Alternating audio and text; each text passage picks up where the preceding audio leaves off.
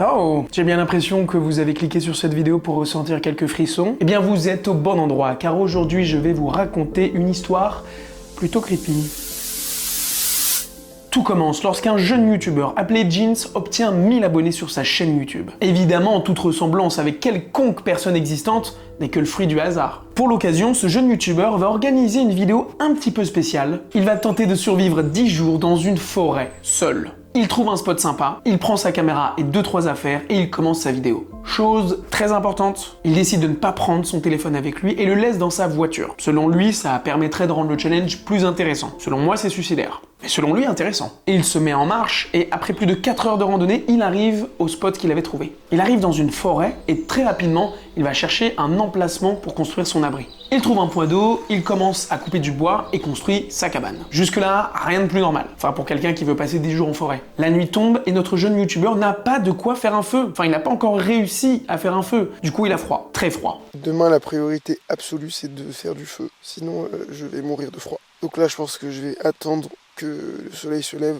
parce que là, c'est impossible de dormir.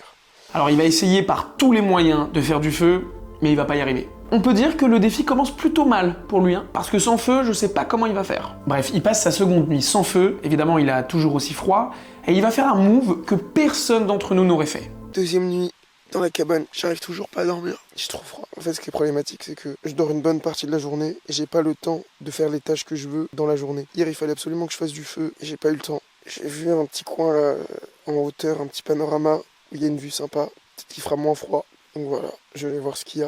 Donc je vais aller au panorama. C'est pas gagné pour lui, hein. Bon, il admire la vue et il finit par s'endormir. Sauf que le lendemain matin, il se réveille dans sa tente.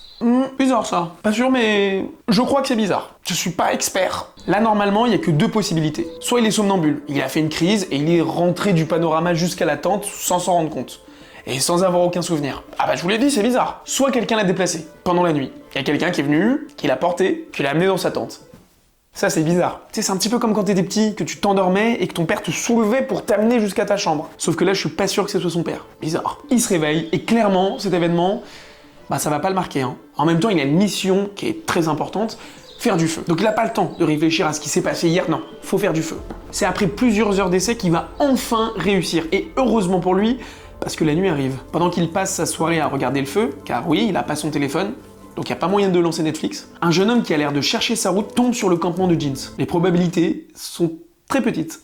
Comme le gars a l'air totalement déboussolé. Il a d'ailleurs une cicatrice sur la joue gauche, on dirait un peu une brûlure. Et la première chose qu'il demande à Jeans, c'est la date du jour. Globalement, si un jour tu croises quelqu'un qui te demande la date, c'est bizarre. Mais dans une forêt, c'est glauque. Très glauque. Bon, Jeans, il se pose pas 1 milliard de questions comme nous, peut-être qu'il devrait. Tu veux peut-être un truc à manger? Merci. Installe-toi si tu veux. Tu t'appelles comment? Je m'appelle David. Ok. Là, je vous avoue, c'est très gênant entre les deux hommes parce qu'ils n'ont absolument rien à se dire. Ils ne parlent pas. Du coup, c'est gênant. Il y a quand même un mec qui sort nulle part, qui demande la date. Tu t'attends à ce qu'il pose d'autres questions. Bonjour. Bonjour. On est quel jour? Le 6 mai. D'accord. Un feu, ça s'alimente. Et pour ça, faut aller chercher du bois. Et lorsque Jeans se lève pour aller en chercher, David se lève d'un coup et veut absolument le suivre. Je vais aller chercher du bois pour le feu. Non. Je viens avec toi. Ok, bah je prends ma caméra. Ça te dérange pas si je filme? Ok. Les deux hommes vont chercher du bois, mais l'atmosphère devient très rapidement pesante. David a l'air paniqué.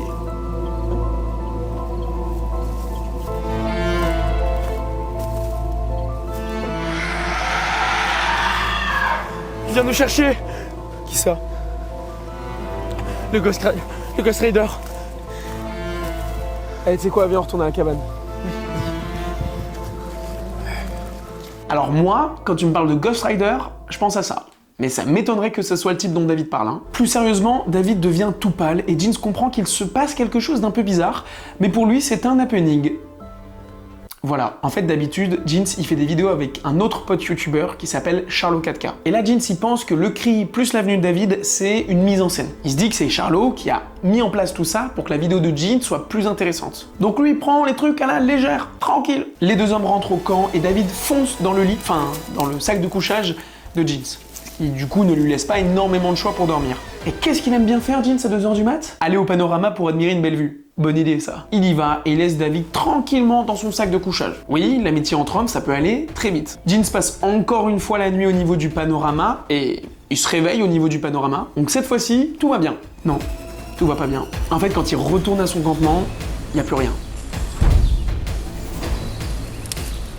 Il y a juste un petit bout de papier avec marqué dessus « Désolé, je ne voulais pas être le prochain ». Ce mot, il a pu être laissé que par David. Donc là, ça commence un petit peu à sentir mauvais pour Jeans. En fait, il comprend juste pas ce qui se passe. Parce que pour lui, cet happening n'a juste aucun sens.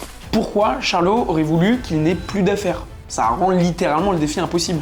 Par sécurité, il décide de retourner à sa voiture pour contacter Charlot. Mais sa voiture a disparu. Oui, là clairement, c'est la sauce. Dans tous les cas, il n'aurait pas pu partir en voiture parce que les clés de sa voiture étaient dans le sac que David a volé. Mais au moins, là, il est sûr d'une chose, ce qu'il se passe n'est pas du tout un happening. Il se rend compte que David n'est pas un comédien et que le cri qu'ils ont entendu la veille, c'était pas une mise en scène. Il se met en tête qu'il doit trouver le village le plus proche le plus vite possible et surtout communiquer avec Charlot et par la même occasion rentrer chez lui. Il se relance dans une randonnée, mais il est épuisé et à bout de nerfs. Je vous rappelle qu'il n'a rien bu ni mangé depuis la veille. Il y en a certains, quand ça fait 2 heures qu'ils n'ont pas mangé ni bu, ils se transforment en gremlins. Donc lui, tu vois, il est un peu fatigué. Il est tellement assoiffé qu'il fait des erreurs d'inattention et il va trébucher et se fouler la cheville. La douleur, elle est affreuse et il n'a rien pour se soigner. Il lutte littéralement pour ne pas s'évanouir. Cerise sur le gâteau, il retrébuche et il va se prendre une branche dans l'œil, ce qui va le faire saigner. Bon, là, il est au plus bas et je vois pas ce qui peut lui arriver de pire. C'est même un miracle qu'il soit pas encore tombé dans les pommes. Il continue de marcher et la nuit commence à tomber, mais par chance, il va tomber sur une cabane de chasseurs. Il bourrine la porte. Heureusement pour lui, elle est habitée. S'il vous plaît, aidez-moi. Comment t'es arrivé là? C'est une longue histoire, vous avez pas de l'eau? Putain, t'es bien amoché. Allez, vas-y, rentre. C'est à toi là. Et il tombe sur Pascal, un chasseur de coin qui vit dans cette cabane. Pascal, il a pas l'air méchant et lui propose même de rentrer chez lui. Plutôt sympa, parce que quand tu vois l'état du gars, t'as pas envie de l'accueillir chez toi. On peut se le dire, la cabane, elle ne donne absolument pas envie, mais à ce stade-là, pour Jeans, c'est un hôtel 5 étoiles. Pascal va le soigner, mais Jeans, il veut pas du tout perdre de temps. Il a qu'une idée en tête, aller au village le plus proche. Tiens. Merci.